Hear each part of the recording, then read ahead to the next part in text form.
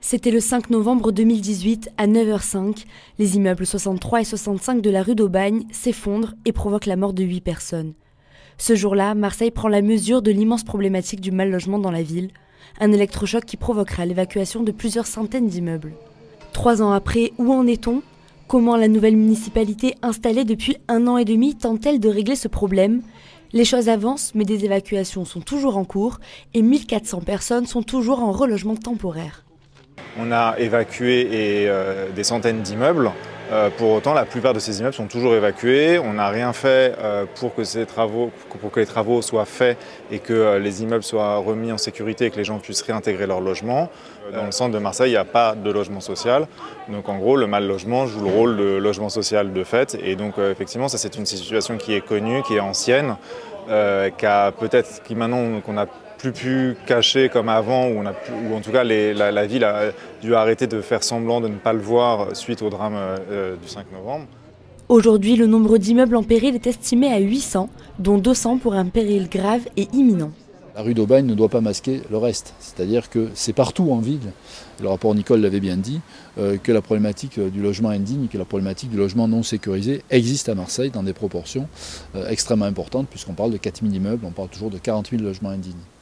Si certains propriétaires ne peuvent pas payer les travaux, d'autres, plus indélicats, ne veulent pas les payer. Pour ces derniers, la ville a réalisé 70 signalements auprès du procureur de la République pour lancer des poursuites pénales. Pour les mêmes raisons, en juillet 2020, le conseil municipal a mis 48 millions d'euros à disposition des services pour réaliser des travaux d'office dans des cas d'extrême urgence. L'exemple est montré ici dans le 3e arrondissement de la ville. Ce sont des copropriétés dans lesquelles il n'est jamais facile d'obtenir des accords de tous les copropriétaires pour faire très rapidement des travaux, et des travaux qui peuvent coûter quand même assez cher au final. Donc là, nous nous sommes substitués à l'ensemble des copropriétaires pour faire à leur place des travaux de mise en sécurité de l'immeuble, je dis bien de mise en sécurité et pas de réhabilitation complète de l'immeuble, qui doivent permettre dans une période longue, de garantir la sécurité des occupants. Voilà. Donc vous avez sur ces 3 immeubles, sur le 20, le 22, le 24, vous avez de l'ordre de 60 à 70 000 euros TTC de travaux qui vont être investis en matière de travaux de sécurité. Alors ces travaux, c'est nous qui les menons, c'est nous qui les faisons réaliser, et ensuite nous récupérons les sommes qui ont été investies auprès de la copropriété, auprès des propriétaires. Alors si bien entendu cela, au final, malgré toutes ces procédures, venait à ne pas rembourser ces travaux, juridiquement, nous avons la capacité de nous rendre propriétaires des immeubles, puisque nous avons investi à ce moment-là à la place des propriétaires, et de nous rembourser sur l'immeuble, en réalité.